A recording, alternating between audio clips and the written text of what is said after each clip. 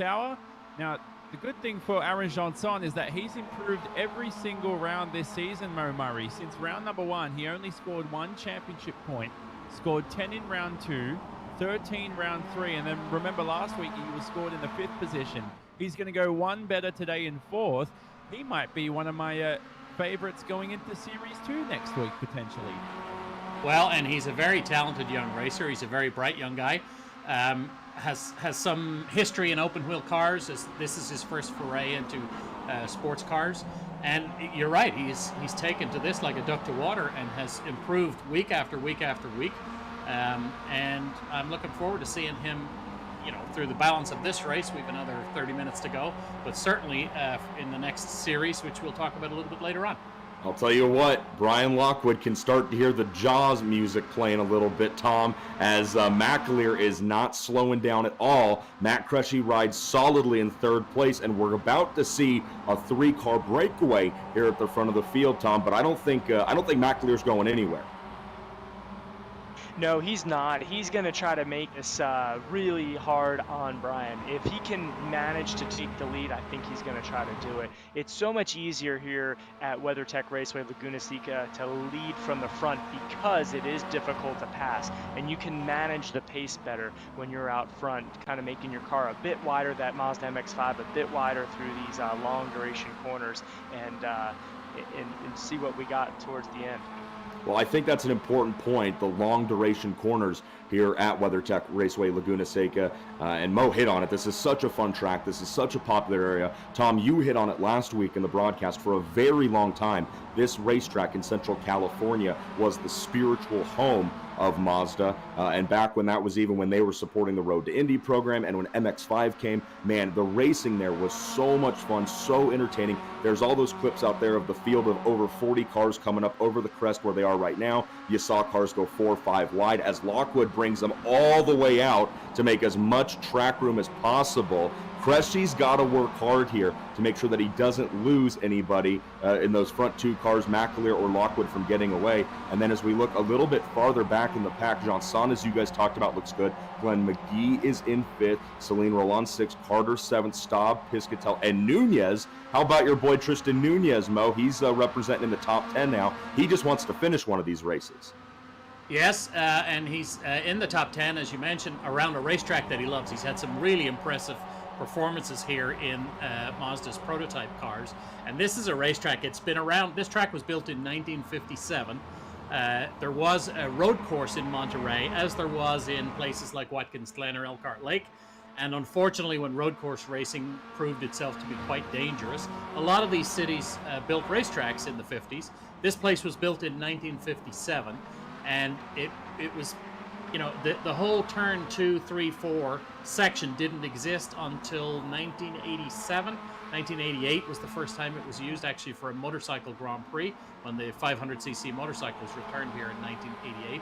And that whole infield section, when you come off of the Andretti hairpin, or turn 2, and then into turn 3, 4, and then back under the Mother's Bridge to turn 5, that whole section is relatively new. 1988 is quite some time ago. As our opening trio are mixing it up on the front straightaway here, McAleer's gone to the front, and Lockwood and Cressy are side by side over the brow of the hill, the fastest part of the racetrack, and down into that Andretti hairpin turn 2. Lockwood will hold on to 2nd place for now, but this race is far from over. Yeah, I didn't want to get in the way of the track facts there, Mo, but Stephen McAleer set that pass up, coming down through the corkscrew, snaked it through 10, and then as they got down into 11, shoehorned his way in around Brian Lockwood, and that opened up the door. Matt Cressy tried to get 2 for the price of 1, but couldn't make the pass stick as they nearly went all 3 wide up the front straightaway. But now McAleer out in front. Lockwood is not going to let him get away easily, though, and Matt Cressy loves this, because as we know, in any type of racing, when the 2 guys up in front get side by side and start racing each other instead of hitting their marks, it allows the rest of the pack to reel in. There's a great onboard shot right there from Matt Cressy as we go with him up to the top of the hill before running down the corkscrew. Lockwood takes a look to the outside, but the track's going to snap back to the left. McAleer has the preferred inside line, and it's a little bit of slipping, it's a little bit of sliding, and everybody gets through the corner cleanly. Man, they are dirt tracking it right now, Tom. This looks like fun. as they kick up some dust coming through 9. They'll set up for the right-hander turn 10, and you've just got to be salivating right now watching this, Tom, because as we ride on board with Cressy, you can see how Lockwood's looking high, looking low. McAleer's defending. This looks like some darn good racing to be a part of right now. Oh yeah, they're really hungry. Everybody wants to be at the front, as we talked about, trying to lead this race, trying to manage the race from the front. It's a long way from over, and if they're racing this hard early, they're going to start to lose the grip in that performance of the tire as it goes on. So we're going to see a couple more exciting passes, I'm sure, as the laps wind down. And it's important to mention that this lead group working on getting away from Celine Roland, and Lockwood literally goes dirt tracking as he runs off driver's right, gets it back on the black pavement. But this is an exciting 5-car train that we've got right now, and Lockwood, you would think he's driving like it's the last lap right now, but he's doing everything he can not to let McAleer get away. Maybe that's because he knows that if McAleer is left to his own devices and is able to hit his marks, he will drive away. Cressy's going to try to shoehorn his front bumper into the left rear of Brian Lockwood to try to make a pass for second happen, and just like we talked about, if the front two start battling, it allows the guys in third and fourth to reel in. Well, the same goes for if second and third and fourth start battling. That's exactly what your leader wants to see. Great shot right here as McAleer just tries to pick which line to defend as they get ready to run down the corkscrew. As Lockwood stacks up in second, Janson and McGee have caught up. Those 3 cars now make this a 5-car train right now. They run all the way down the hill, and they'll get spit back out at the bottom of the track here. But boy, this is getting very exciting, and we're not even to the halfway point yet, Tom. Boy, Lockwood, do you think that he's nervous that McAleer will just check out? I just can't understand why he would be as aggressive and on the attack as hard as he is right now. I believe it's trying to be a power play. Essentially, he knows he needs to win this race if he has a shot at winning this championship. So in order for that to happen, he needs to basically risk everything to be up front. If he finishes second in this race with Cressy right behind him, he doesn't have a shot. So his only hope is that he can win this race in order to get the points gap big enough to let everybody behind him fill in between he and Cressy. Oh my goodness, and Lockwood tried to make it work on the outside, and he runs out of room as McAleer just lets the car drift out naturally, and that takes both first and second place into the tire barriers hard. Oh my goodness, that is the last thing that Brian Lockwood needed, as finally McAleer's able to get it back on track. They're going to fall all the way down the leaderboard outside the top 10, Mo. That was exciting racing. It looked to me as though... well, we're going to see a replay here as they go into the Andretti hairpin. McAleer's on the inside, and the front end, back end maybe washes out a little bit. They make contact right there, and once the cars interlock, there's no steering, and both of them are into the fence. That is a very unfortunate incident. May result in a penalty. We'll find out here in a minute. But certainly that's going to make Brian Lockwood's championship run much, much more difficult than it was 5 minutes ago. Well, he dabbled with that move just 1 lap ago. Here's another look at it. And remember, they did make contact 1 lap previously. And you can see Lockwood, is he right past what we call the B pillar in at least supercars? And no, they made contact. He was right on there. That's a tough one to call, but McAleer certainly didn't give him any room. And he probably would have felt that Lockwood was nowhere near having a nose ahead of him. Now on the main straight, there's we see Matt Cressy take to the concrete runoff to try and break the toe. Cressy knows he's got the championship in the bag now, Tom Long, but it's all up to these remaining laps. If he's involved in an incident, the championship can slip away too. Well, that's it. I'm sure he had a huge sigh of relief. He almost probably couldn't believe what was happening in front of him as that occurred. Right now, he just needs to be smart, take a deep breath. It doesn't really matter if he ends up winning this race or finishing second or third. Of course, for pride reasons, he's going to want to win this race. But now he can just put it on cruise control and set off into the sunset. Boy, I'll tell you what, I don't know. As commentators, Johnny, you can agree with this. You never really want to get in the middle and provide too much, commentary on race officials and race control. But I'll be honest with you, I think I think Lockwood was just going for it on the outside of turn 2 there, and he was really trying to make it work.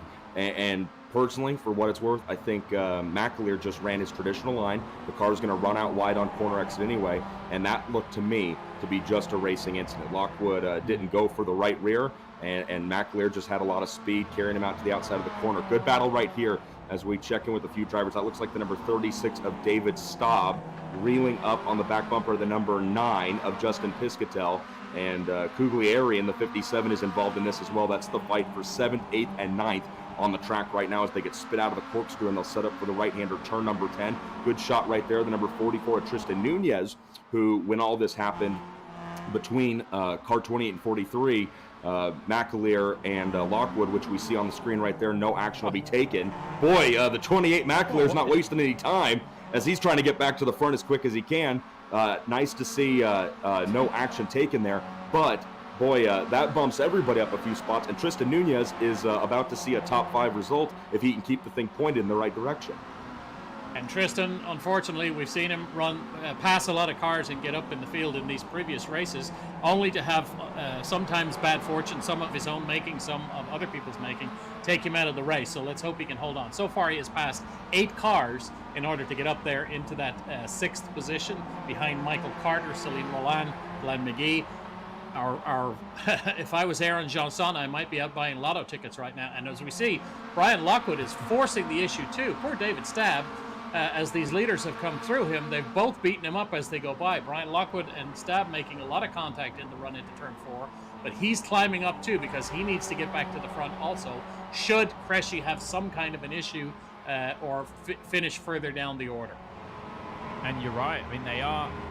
I don't think they're in the mood to give him any room right now, either of those two. They've let a win slip away potentially. And as we approach the halfway mark in this race, they'll be quite furious. The good news is that if the championship or the race stays as it is, the championship is decided. We know Matt Cressy will win the title. He'll become $1,500 richer. But looking at the points TLP, $1,000 will still head to Brian Lockwood if he remains in the same position right now. So Celine Roland will still finish 3rd in the championship as they stand, and the prize money will still go Lockwood's way, although I'm sure he wanted an extra $500 his way. Yeah, absolutely. I mean, how great is it for Mazda as a car company to step up and put that money into these racers' pockets when we're not able to go out on the road and do the real thing? And no doubt, Cressy doesn't want to win a championship or the cash that comes along with it, by seeing anybody, run off, take any issues. But that's part of it, especially in MX5 Cup racing, which Tom Long and Mo Murray will certainly agree with me, we've seen over the years is a full contact sport. So it's really too tough to see things kind of work out this way in the championship. But I'm sure Cressy's not going to be too broken up about it. Well, you say full contact sport. One of the nice things about this MX5 Cup Series, whether we're in the real world with the Battery Tender Series or here in the virtual world with this iRacing Ricmatech Series, is the officiating is done by a team from IndyCar. These races are sanctioned by IndyCar. And so when we travel to racetracks and we're at real racetracks, we have the benefit of IndyCar's race direction. We have the AMR safety crew. We have a lot of things that come with our relationship with IndyCar. Here in the virtual world, we have the same race control crew. So you talked about race direction, making calls during this race. These are some of the best people in the world managing this for us. And we've still got a race on our hands here. We're going to bring you the rest of the action after this. The second half of the race here from Laguna Seca. It's been a cracker so far. Discover the family of award-winning Mazda CUVs. The first ever Mazda CX-30. The versatile Mazda CX-5. And the 3-row Mazda CX-9. All available with predictive all-wheel drive. All engineered to deliver confidence on the road ahead.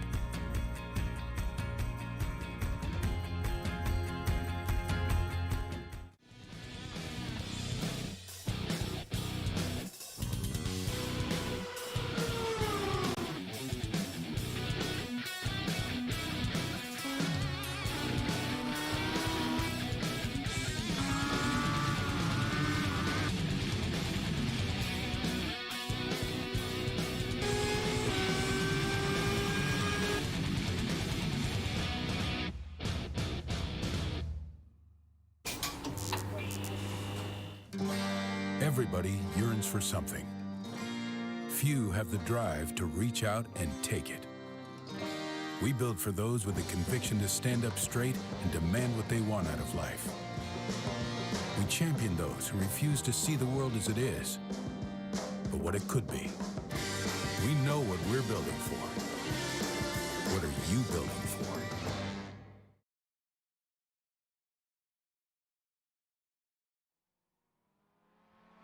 Back live at Laguna Seca. It is the final round of the Battery Tender Global Mazda MX-5 Cup eSeries here. What a race it's been so far. We've got a champion to crown, and at the moment, it could be race leader Matt Cresci, who becomes $1,500 richer after taking the inaugural eSeries. Brian Lockwood was involved in an incident with Briton Stephen McAleer, and the British driver, both Lockwood, the American, collided at the exit of the Andretti hairpin. They were both scrapping it out for the same piece of racetrack.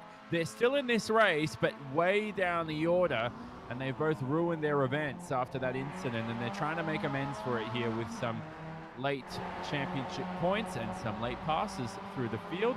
Jonathan Simon in the commentary booth alongside Mazda Motorsports' Mo Murray, Tom Long, and Tony Laporta. And Mo, what a race it's been, like we said, so far, but we've still got 15 minutes of action left. This first group did all their work in the first few laps. Both Matt Cresci, Aaron Johnson, who's on par for his career best finish in the eSeries, and sim racing specialist Glenn McGee in third.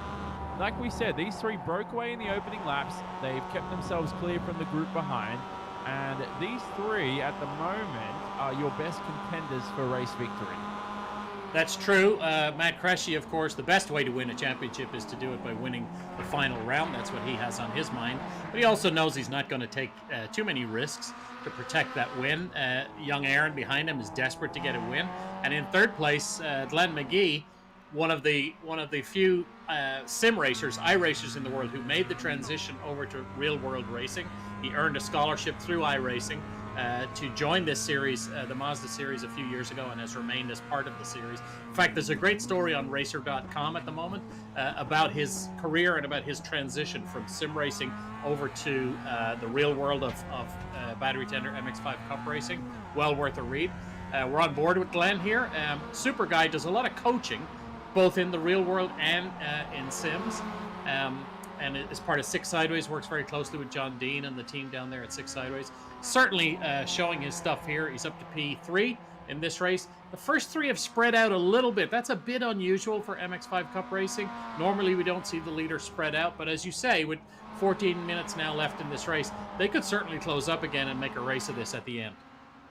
I'll tell you what, guys, we check in on a great battle right here with Tristan Nunez as he's right in front of Justin Piscatel and Stephen McAleer, who McAleer's, like Johnny said, racing to make up time and claw his way back up. And I'll tell you what, McAleer is impressing me, which is silly to say because the guy's a veteran of the series, a veteran of the sport. He knows these cars. He's a co-owner in McCumbee McAleer Racing with Chad McCumbee. So to see him perform in the sim world is only surprising because he has very limited sim experience, can't put as much seat time into it as he's about to go around the outside, it looks like, of Justin Piscatel. Gives him a little bit of a hip check heading into the corkscrew, but move McAleer up a position, it looks like, from 8th to 7th.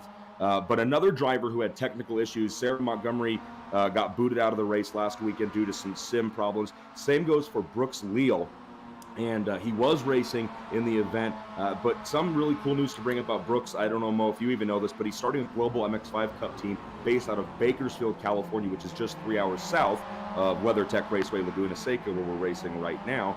He and Brad Little, Six Sideways, his old crew chief, they decided to bring a bit more of an appeal to Global Cup racing out and help Mazda out on the West Coast. So Brooks Leal and Brad Little doing some really cool stuff for MX-5 Cup racing out on the West Coast. Again, really local to Laguna Seca where we're racing right now. I think that's pretty cool. It's too bad that he's not in the race. Sounds like he got booted out early in the run. As there goes McAleer to the inside of Nunez. So McAleer is just picking him up and putting him down right now. That'll put McAleer up to the 6th position as he'll set his sights on Michael Carter up next.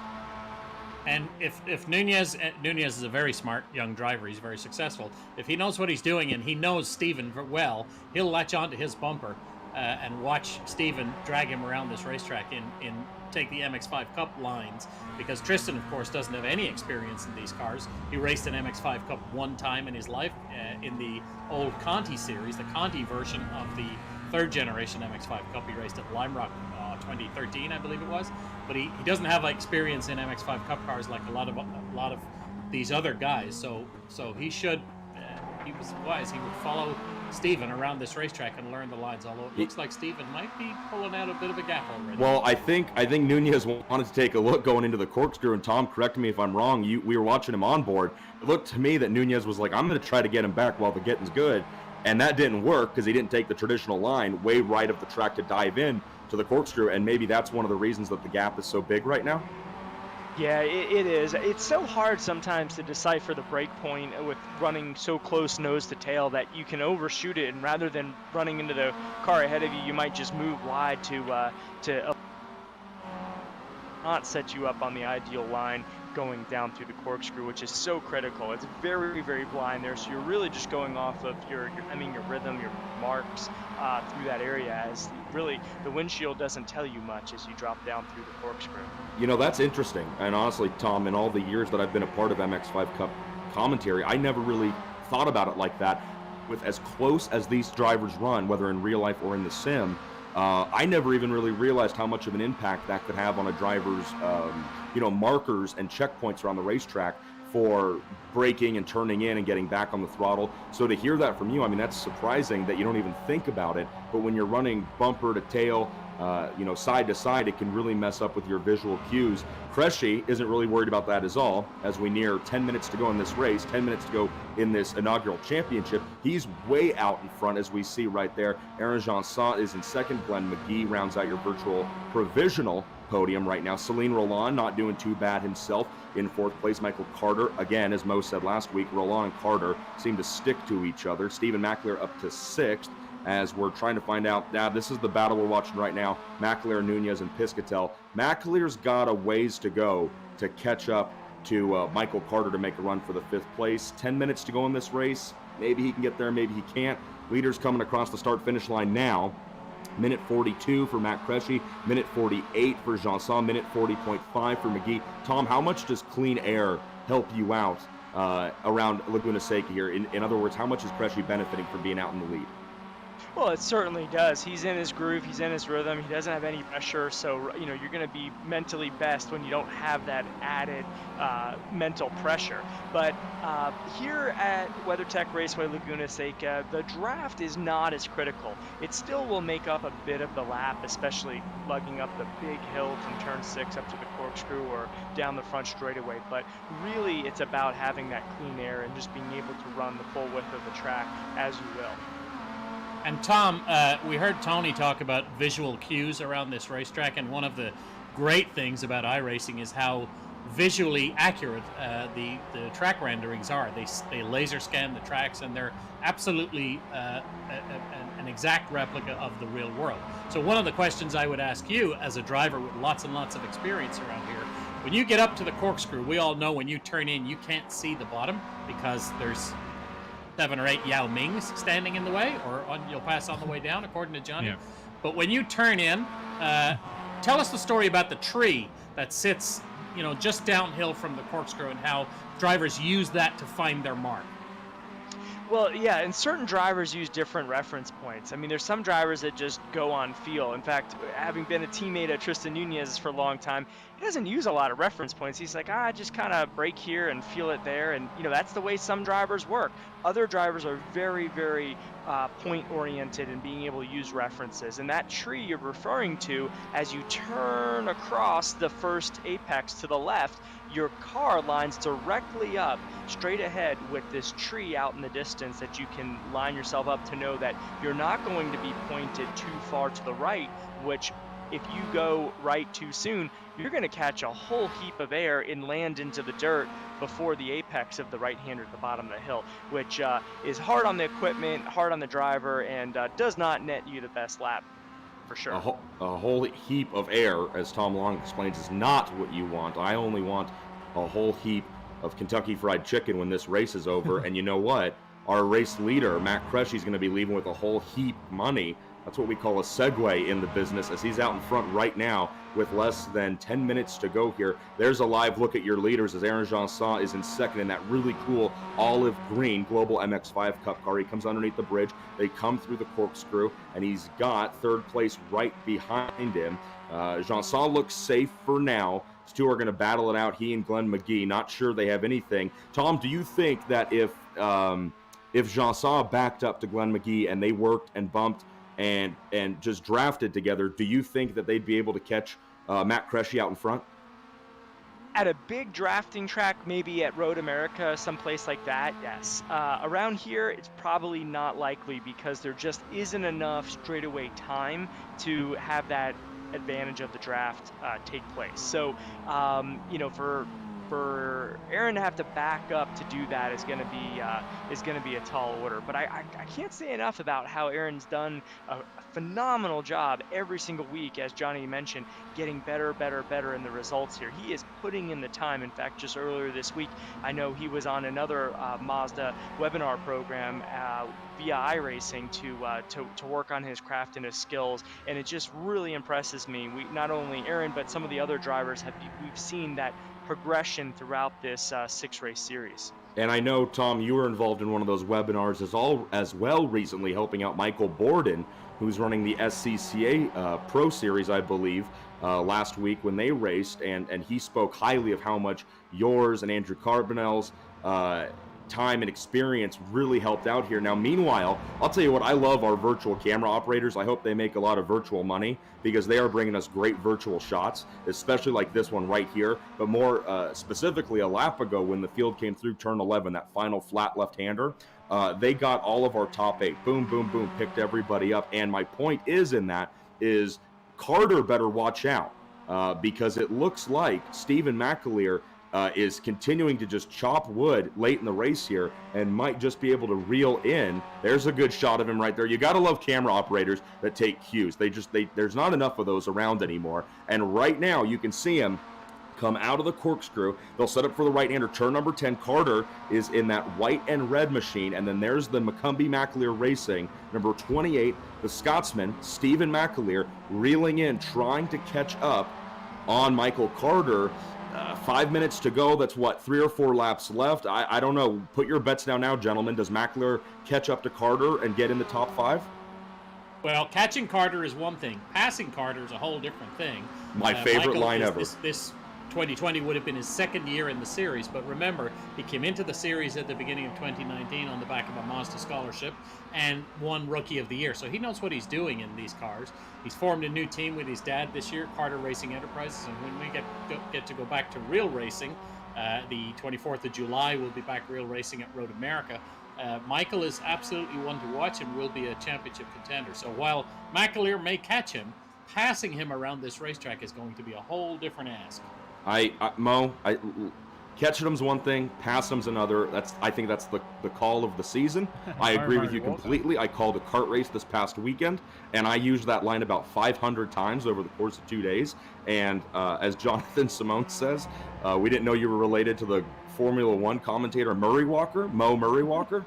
I wish I was. I'll tell you what, with that line, you may have just passed him in commentary prowess. As we watch Michael Carter continue to drive to try to keep... Oh, here we go, battle for second. As our camera operators don't miss a beat, they catch up with the number 37 of Janson, the driver out of Louisiana, trying to run low through turn 11 to defend against the number 23. But Glenn McGee is going to go around the outside like 2 trailer park girls, Tom, and he's going to make it work. Or is he? No, Janson battles back on the inside. Janson will hold on to second place for another lap here. Yeah, the inside line there is going to be the preferred way around, but as we saw, you can try to make it work around the outside. It's dirty, there's less grip out there, and you gotta make it work. You gotta play nice in order to get through there 2x2. That was pretty cool what McGee tried to do as he went around the outside. You're right, it's very dusty, it's very dirty in the sim world. As you see, Janson drop the left side. BF Goodrich is on the exit of corner number 3. Oh, catches a little bit of air through 4, continues to drop the left sides. Man, they are kicking the dust up, just like Mo's favorite Luke Bryan song. Now Glenn McGee looks to the inside in turn number 5, can't get it done. They come up the hill, and Tom, you'll agree with this, a lot of drivers have talked about in the real world that turn 5 being so critical, that left-hander, because that's the corner that sends you all the way up the hill. And if you don't nail that corner perfectly, it's going to kill your entire run up the hill. It certainly does. Every time you drive up there, you feel like you're rolling the dice. You know, you can really attack it, and if you make a mistake, you're going to pay the price. You're going to pay a big penalty, and you got to pay that all the way up to the corkscrew. So every time you go in there, it's always a little bit of a risk-reward scenario. Let's see if Glenn McGee tries anything the second lap in a row here as they come down out of the corkscrew into the right-hander, turn 10. He's got a good run. The track flattens out right here. Janson opens the door to the inside, but he knows that McGee is not close enough to try to get him under braking. They'll unwind the steering wheel. It sounds like they're coming around to see the white flag this time by. Last lap of the race, Johnny, is that correct? Last lap of the season, perhaps? For the season, potentially. It's going to be awfully close, but unofficially, that's the white flag. We know that iRacing don't hand an official white flag out like they normally do in timed races, but it looks like Cresci, the next time he'll come by, it'll be the checkered flag, and it looked like contact between Glenn McGee and Aaron Janson. The 6 sideways driver of McGee getting a bit too right foot happy there, and may have tagged the left rear of Aaron Janson, Mo. Johnny, as they came down the hill across the crest at turn 1, Janson knows he's at the end of the race, and he did everything he could. He went in as deep as he could into turn 2, and actually he lost traction and slipped a little wide, and that's what opened the door for McGee. McGee was not able to capitalize on that, but he's on this last lap. We'll see what he can do as they exit turn 11. Tom, on the exit of turn 11, a lot of places put concrete on the outside of the curb, like COTA or Road America. Here, there's a piece of AstroTurf out there, and there is no grip on the AstroTurf if you run wide at turn 11. Yeah, you got to be really inch perfect as you exit turn 11 because it does launch you down that front straightaway. It is so tempting to let the car run wide there, but if you get too far out, you're just basically just spinning the outside rear wheel, and it's not propelling you forward. We just saw a replay of McAleer putting a pass on Carter to take over that 5th position. Matt Cresci sliding all over the racetrack as he runs up to the checkered flag. Yeah, Mo, this is the end of the race. Matt Cresci will win from Laguna Seca, and he celebrated that in style. He's our champion for the inaugural series for the battery tender Global Mazda MX-5 Cup eSeries. We've got a podium rounded out by Aaron Janson with his best finish of the championship in 2nd. Glenn McGee 3rd. Celine Roland seals 3rd position in the title ahead of Stephen McAleer. Brian Lockwood ends up in 9th at the end of the day across the line, but for Lockwood, that will still be 2nd in the championship. It was a great finish there between Aaron Janson and Glenn McGee for 2nd and 3rd, but this man for slipstream performance in the number 59 MX-5 is champion, and we'll speak to him on the other side of this. We're going to go through post-race results, a Rick Motec post-race show. We have got racing action next season coming up. We're going to preview all of that in the next few moments. Congratulations, though, to Matt Cresci.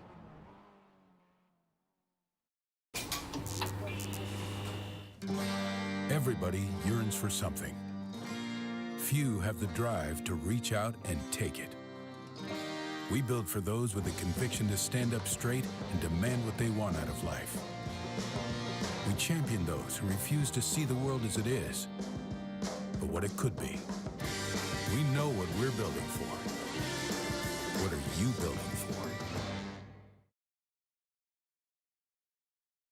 Discover the family of award-winning Mazda CUVs.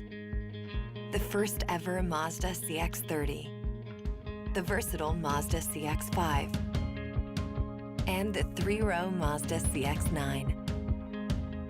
All available with predictive all-wheel drive. All engineered to deliver confidence on the road ahead.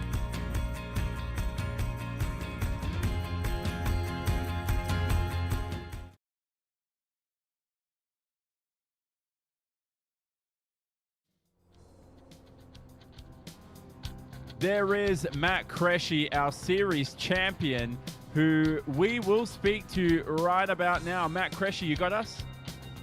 Yeah, you guys got me okay? Yeah, we got you. And what a finish to the championship for you. There was incidents for your closest championship challenger in Brian Lockwood, but man, we can tell you've had fun coming through the final corner there on the final lap. You're just sending the car 6 sideways, even though you don't race for them. But the Slipstream Performance team and yourself will be celebrating this victory. And of course, you're going to be $1,500 richer.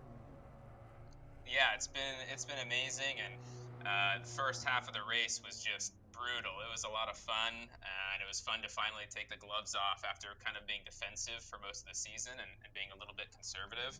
So to finally get to duke it out, and then I made a mistake into turn 5, just overbraked while defending, and then the front end washed out, and the other 2 guys got by me.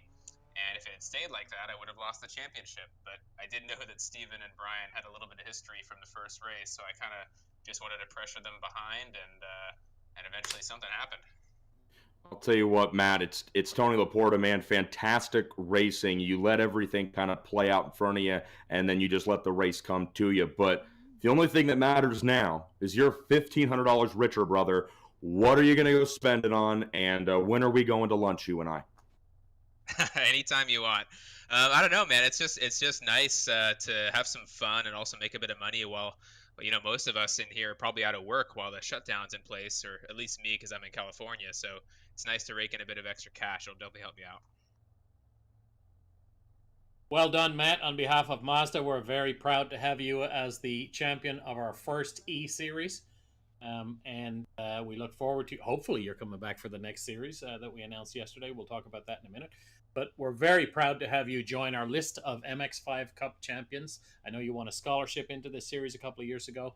And on behalf of Mazda, I want to say congratulations. Thank you. Thanks, Mo. And yeah, big thanks to Mazda and Rick Tech for hosting this. This was definitely the most fun I've had virtual racing, so it's been a blast.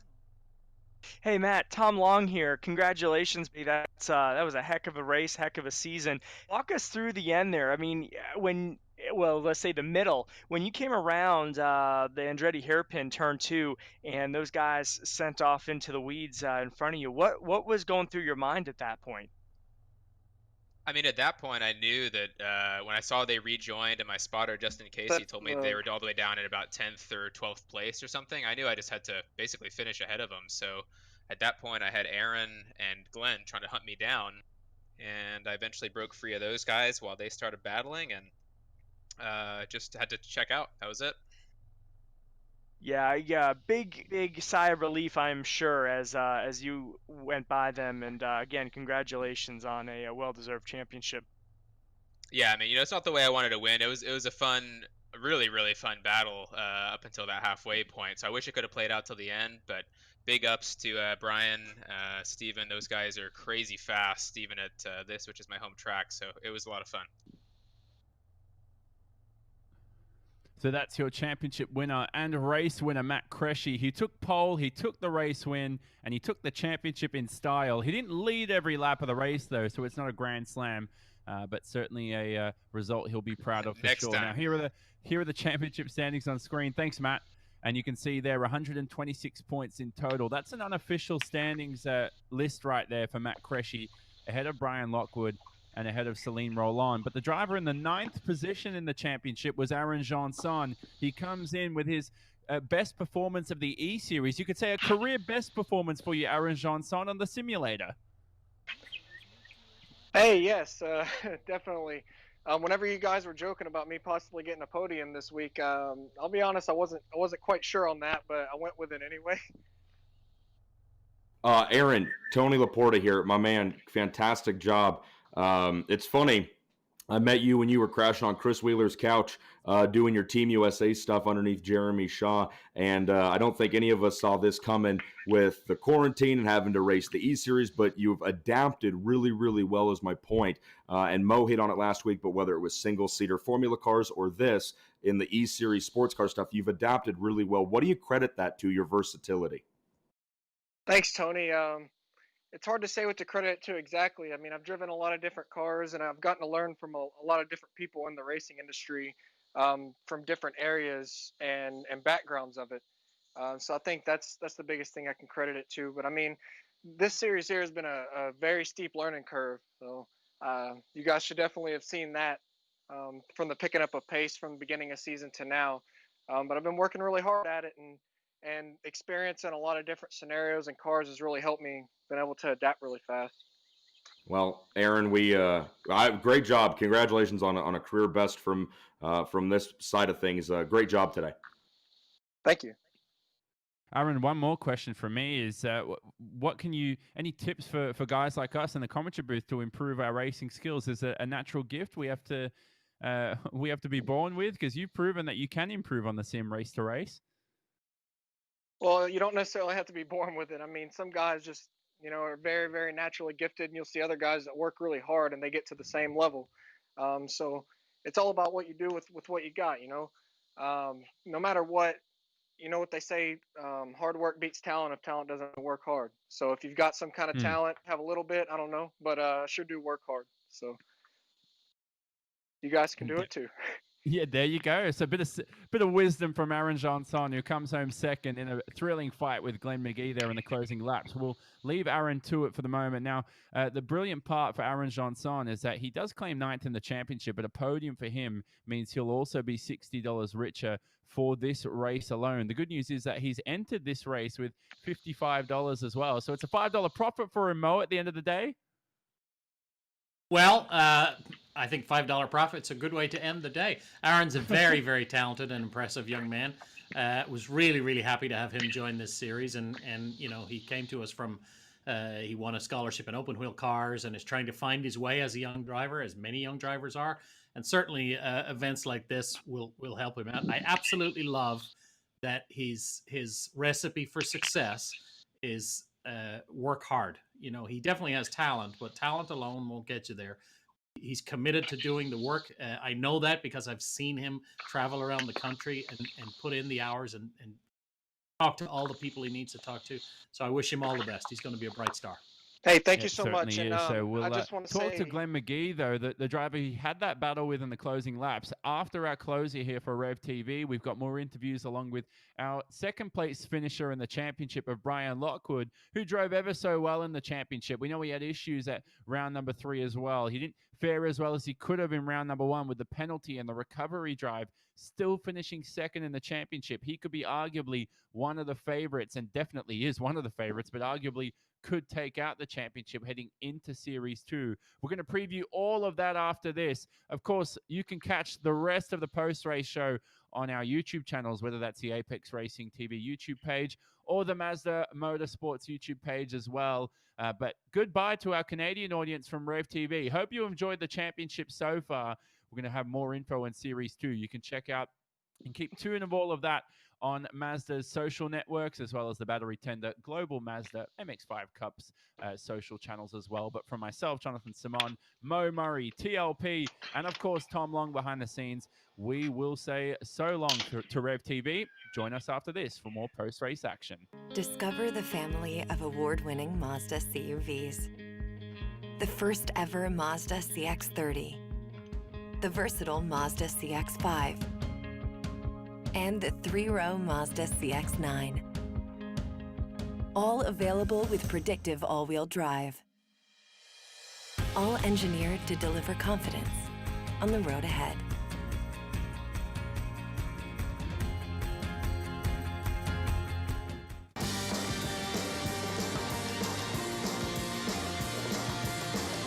We've seen a lot over 150 years. That doesn't mean we've seen it all.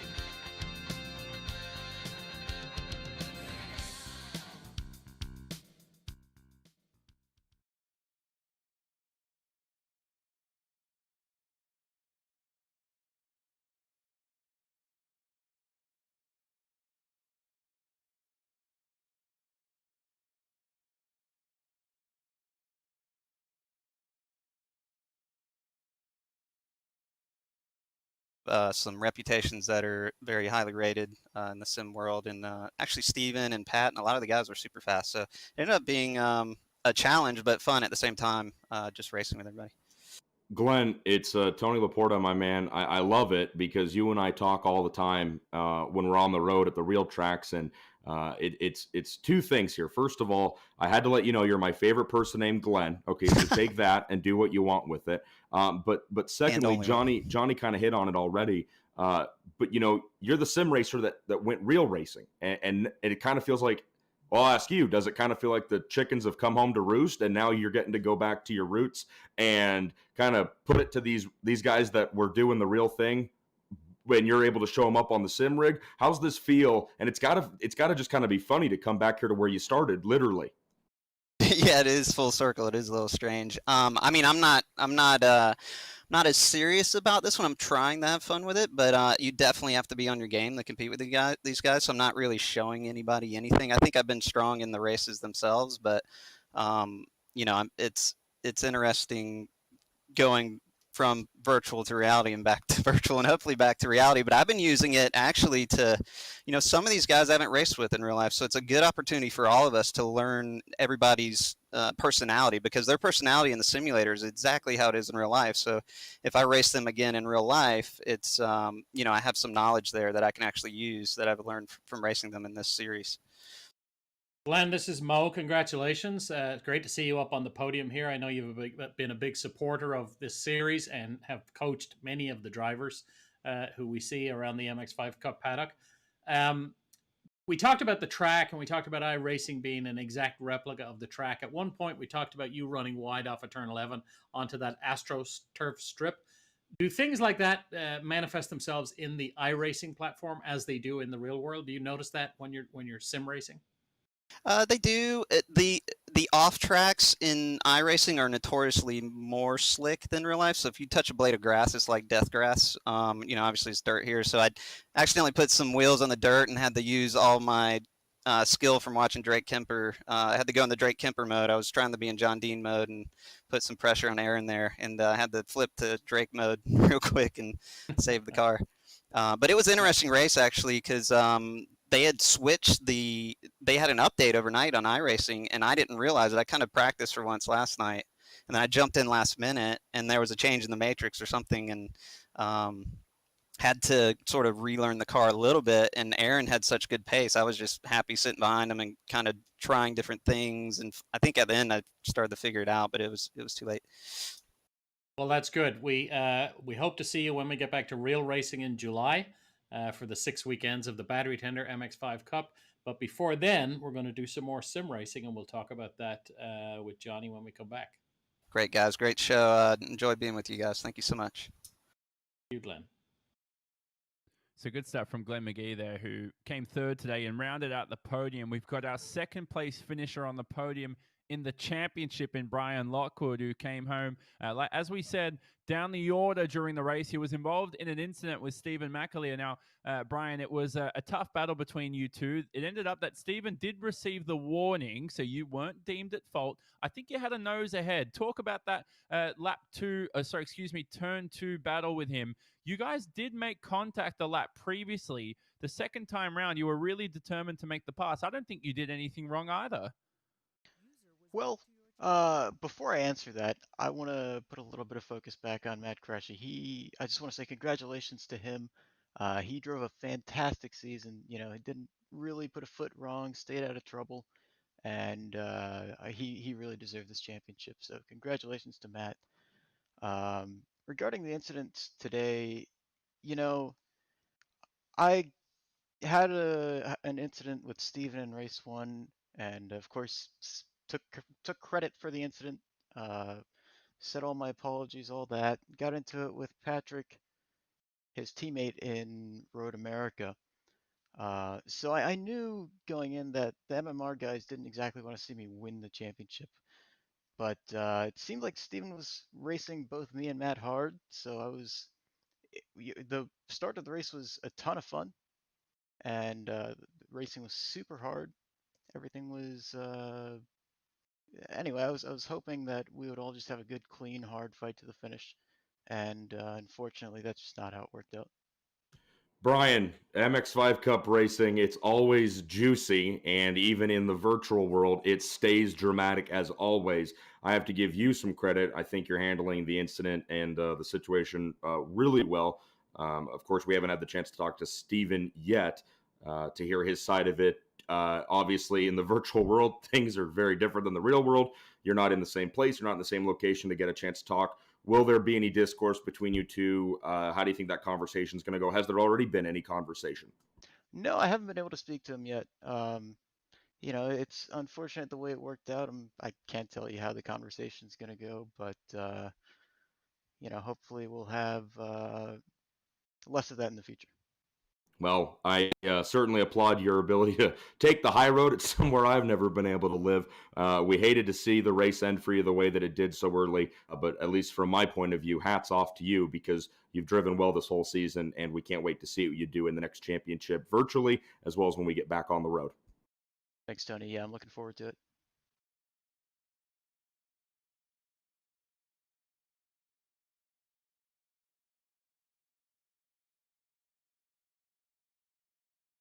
I think joining us in the room right now, we might have Celine Roland. Is that correct? Yes, I'm here. Celine is here. Celine is here. Wow, that's impressive. So Celine ends up. Where did you end up in the championship? Third. You got a fourth place finish in this race. Third in the championship. That gets you $500. That's not a terrible day. Terrible payday for the last few weeks. Laguna Seca, a track you like. You came here at the end of the 2019 season as a legitimate championship contender.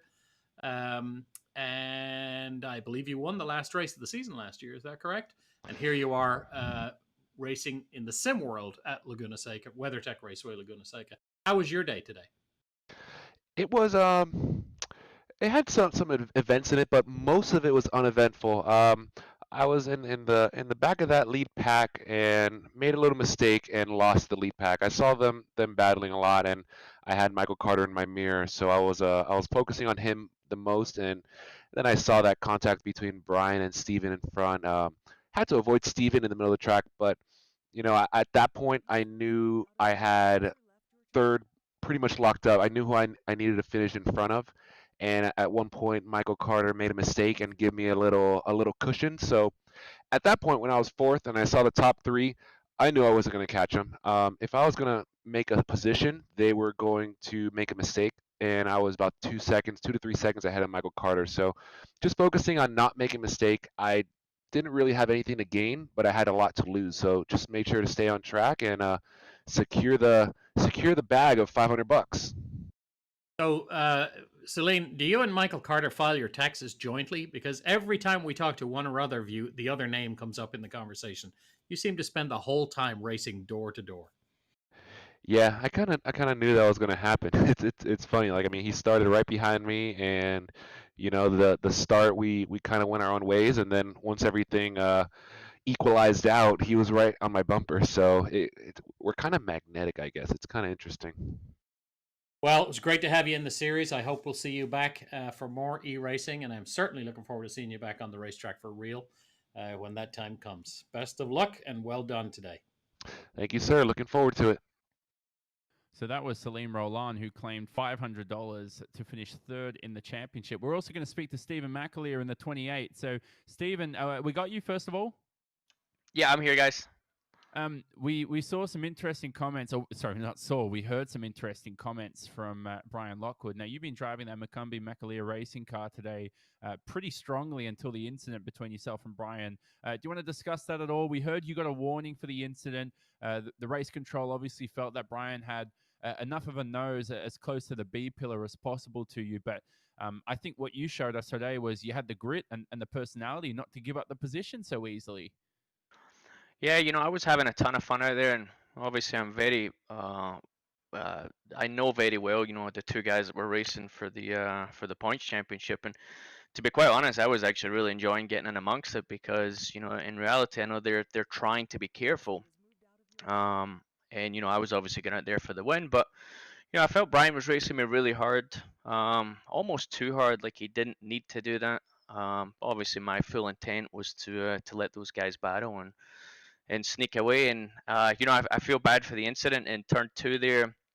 I just made an under over down between both apexes, and we just very similar situation with the what they call it, the net code. He got to the right rear of my bumper and took the steering away from me. So I actually felt I was a little wrong there, that he may have got a penalty for that. So, but all good. I had a ton of fun. It was nice to get back. I hope I didn't scare Celine and Michael with my reverse 180 on the track trying to get back in time. That was intentional. But I had a blast. Hey, Steven, Tom Long here. Awesome way to battle up through the field. We were actually tracking your progress after the incident. How was the car handling, behaving after getting into the wall, and how did you manage to get all the way back up to P5 position? Yeah, I think just a quick recovery, but I did have a little bit of damage, and I'm sure Brian did as well. I actually thought, we were going to maybe catch the group of cars a little quicker than that. Certainly not the top three. Once I got to Justin Piscatell and Tristan Nunez, it started to be a little harder. And I just got my head down, just drive laps, and the guys in front made tiny, tiny little errors, and then Michael was next on the list, and he had a big off in six, a couple laps in a row, so that was got me close enough to get by them. And, everything was careful, everything was planned, and Michael didn't put up too much of a fight at the end there. I think he kind of let me go. But yeah, I had a blast coming back through the field. I was definitely frustrated with Brian. I'm sure we'll talk. We'll be nice about it. But I felt I was wrongly done in turn two there, and he was racing the wrong person. But to run with Matt, how good Matt is at this and how good Brian is, and obviously Glenn McGee. I mean, these guys are phenomenal on the iRace, and so I'm excited just to be involved and be on the same screenshot as them. Yeah, wonderful job, Steven. It's been really exciting to see you in the series, and looking forward to getting back to action at some point soon.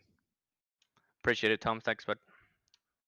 Michael Carter's our final interview for the day. Now, Michael, we didn't see much of you today. We know you finished sixth at the end of the day. Outside the top 10 is where you started from. Talk about your race, because as far as we know, if we don't see you, is that a good thing? It was a pretty uneventful race, honestly. I don't even know where I was at the end of the first lap. All I know is yeah. a few laps later, I was at the lead of that second pack there, and I could see the leaders. I think it was maybe the top 5 or 6, and obviously, Celine was at the back of that pack and then I saw him go off, and we ran, I guess, that mid part of the race pretty close there together, and then I made a couple of mistakes and kind of got back there, and then Mackler got by me with 1 to go, and that was pretty much all she wrote. So pretty uneventful. Mo, you got anything for Michael? I do, Michael. It's great to see you out here competing in e-racing. We talked about you in the broadcast about coming into last season as our scholarship winner and parlaying that into Rookie of the Year, which was you had a really strong season. And we're looking forward to when we get back to real racing to see how your sophomore year goes. We know Celine's record was he turned his Rookie of the Year prize into a very strong championship run in his sophomore year. So we're looking forward to that. But one thing has changed for you this year. You're now with Carter Racing Enterprises. Just give us a brief rundown of what is and how did Carter Racing Enterprise come about? Carter Racing Enterprises is a race team that my dad and I have. My dad has started through our business that we run here at home. We've just decided that instead of paying somebody else to take care of our car and transport it to the track or whatever else, we're just going to do it ourselves. We're going to have an additional car that will be announced at a later date, obviously before the real season starts. But it's going to allow us to be more flexible in how we spend our funds to run the year, and I think it's going to be awesome. I think people are going to be surprised to see how well we can run in the series, and it's going to be a great year. My dad has been my crew chief since I was 4 years old, and I'm 20 now, so now we get to go professional racing together, and that's pretty cool. And that's awesome. That's one of the great things that Mazda loves about these MX-5 Cup series is how families can come together to go race. We know Robert Stout and his dad spend every weekend together. You and your dad. There's several other families. David Stab is a great example. His whole family comes to the races every week, and they do a great job supporting the series and supporting David, and that's wonderful to see. We are absolutely looking forward to seeing you back when we get back to Road America in July in that new Carter Racing Enterprises team, along with your dad Mickey. He's a great guy. We love having him in the paddock too, and we will look forward to seeing you then. Before then, of course, we're going to go more e-racing. We're going to launch a new series, and coming up next, we have some video to show what that new series is all about. We'll talk about it when we come back. 100%. Our very own Tom Long will give us a preview of next season. Let's have a look at it. We're excited to introduce to you the Global Dream season for the battery tender Mazda Global MX-5 Cup eSeries, presented by BF Goodrich Tires. Round 1 takes us to Suzuka, Japan, a current Formula One circuit that is a stunner. Located in Japan, 17 corners, built in the early 1960s, challenges every curve of the hairpins to the flowing fast corners. This is gonna be a thriller. We then move on to Brands Hatch, England, a famous circuit with dramatic elevation change. The Grand Prix circuit is going to be one that'll host a fantastic second round to our series, as drivers have a challenge at every curve. We then move on to the very daunting Nürburgring in the Eifel Mountains of Germany. This 154 corner circuit has danger lurking at every curve. This is going to be a big challenge for all drivers learning the circuit and racing.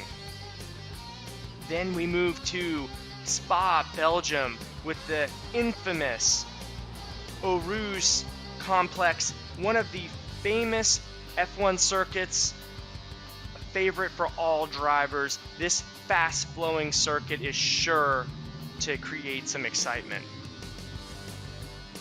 And then we move to Mount Panorama, Bathurst, Australia. This unique circuit, very dynamic, climbs up the side of a mountain and back down the other side to create a 4-mile experience like no other. And we wrap up the series in Interlagos, Brazil. A Formula One favorite, always producing drama at the last stages of the season. Weather, all kinds of factors that come into play in Sao Paulo. It's sure to be an exciting finish to our brand new Global Dream season for the battery tender Global Mazda MX-5 Cup eSeries.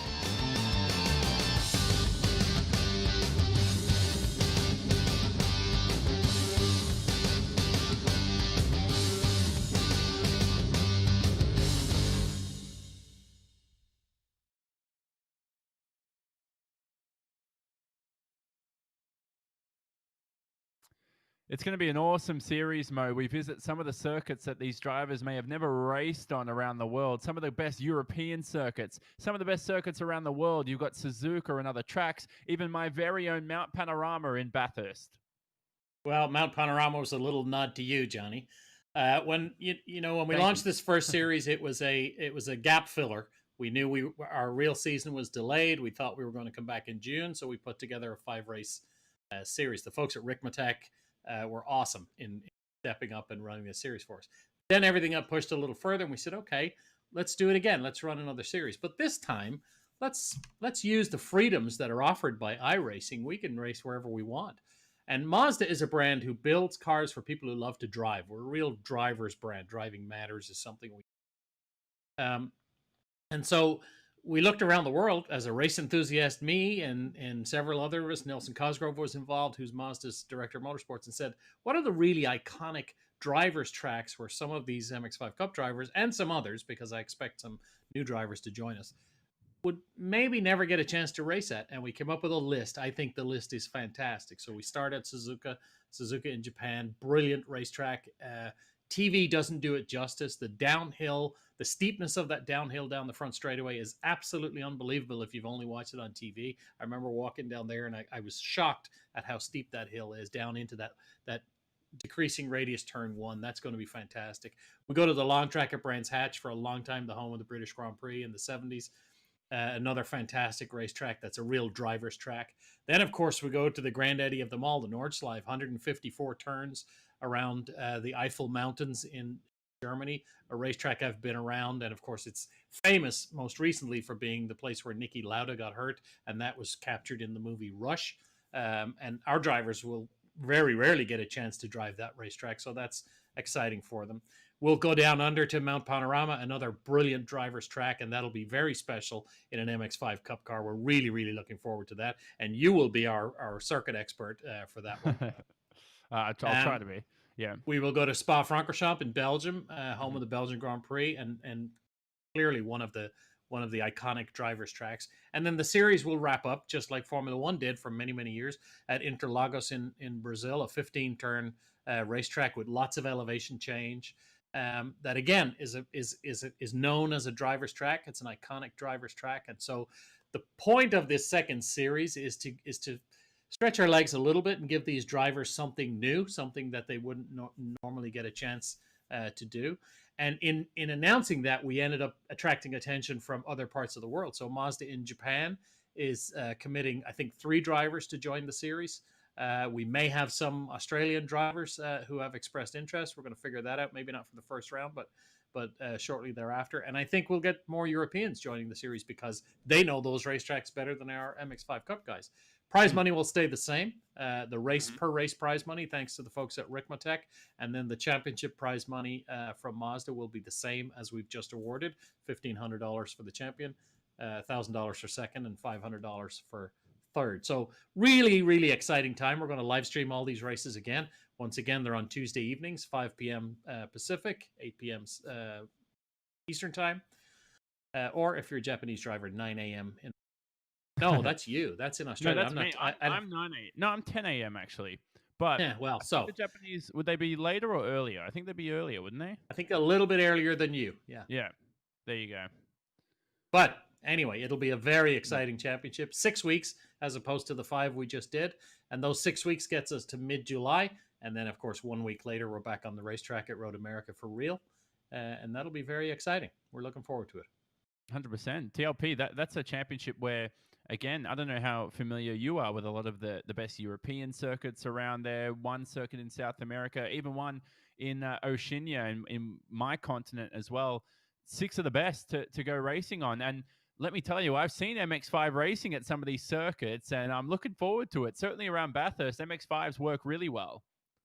Absolutely. The good news is, Johnny, I am not familiar at all with any of those racetracks. So if you thought the commentary from me was a little messy this season, get ready, because we're going to step it up a whole nother level in season number 2 when TLP goes international. I'm going to be giving out the wrong corner numbers and track names, and it's going to be a real treat, I think. You know what, Tom Long? You know, TLP's talking about wrong corners and everything. I just realized I've got to go learn the Nordschleife. I've never turned a lap of the Nordschleife. I've never really cared for the layout. It's just too long for me. It's something now I'm going to have to study, and I'm not going to have much time to do it. So you can almost guarantee that the only corner I know is the carousel and the Grand Prix corners. Well, certainly, and I think strategy there is going to be interesting. You know, rather than having a 40-minute race, this is going to be a 4-lap race at the Nordschleife. So imagine counting laps there. It's can do it on one hand. Well, TLP, remember we spoke about, I think, was it after round 2 of our championship here? Well, speaking post-broadcast, we should tape up these MX-5s and take them to Talladega. That would be so much easier for me, Johnny. That's a track where I can, Tom's talking about being able to count the number of laps on your hand. Well, thankfully at Talladega, you can count the number of corners on your hand, and that oval racing is much more my style. Mo, if you can talk to everybody with Nelson and Mazda and get the MX-5s at Daytona or Talladega or Bristol, man, I'm your guy for those. Unfortunately, MX-5s, they're not the most aerodynamic or slippery shape in the world. So at Talladega, man, can you imagine 20 or 30 of these guys all in a bunch? The draft would be felt in Barber, which is 60 miles down the road. Mo, thankfully, we don't have to imagine. We have the technology. It's 2020. It's a great time to be alive. Let's not imagine, and let's do it. Well, let's get these 6 races on iconic drivers' tracks out of the way first. And the benefit of doing it on iRacing, Tony, is you don't have to eat foreign food. You'll be okay. Thank God. Well, there you go. The next season will commence next week on the 10th of June. So that's for 40 minutes of action yet again around Suzuka. Season 2 of the Global Mazda MX-5 Cup eSeries. Thanks to our partners for this series, Battery Tender, who also sponsor the real Global Mazda MX-5 Cup eSeries, presented by BF Goodrich and Rick Motek Simulation Racing Systems. Apologies, I'm trying to keep myself together here behind the scenes as I hear some stuff. That will be broadcasted, of course, by Apex Racing TV. We'll be on the Rev TV Motorsports Network, and of course some other platforms too. For myself, Jonathan Simon, we hope you enjoyed the series. I've been alongside. You can see the brilliant Mo Murray on screen, Tony Laporta behind the scenes as well. Tony, stop making me laugh behind the scenes. Tom Long as well, who's been awesome, our driver expert in the commentary box too. And from our brilliant team behind the scenes, we know we want to give a big thank you to Rick Motex, Kevin Ford, Lee Thompson from Apex Racing TV, Alex Simpson too, who's on production. There's so many more names to thank. I'll be here forever, and you're always going to leave a name out. So if you have contributed to the series, we do welcome your professionalism and your support throughout the championship too. Most of all, thanks to the viewers who have joined us for the entirety of this campaign. You've made this series what it is, as always. Without the viewers, there is no audience. There really is no series. And thanks to the drivers and teams as well, who also support the series. And there would be no series without them. It's a collective team effort between everybody. But for now, though, we will say so long from Laguna Seca. Matt Cresci confirmed our Series 1 champion.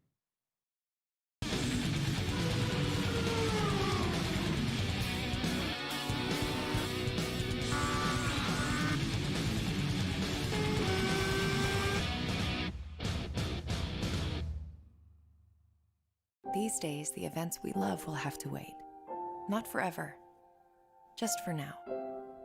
But as an essential service, we're open and ready to help, especially healthcare heroes.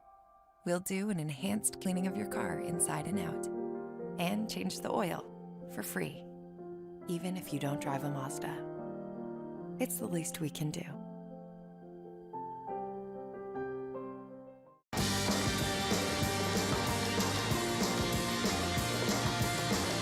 We've seen a lot over 150 years.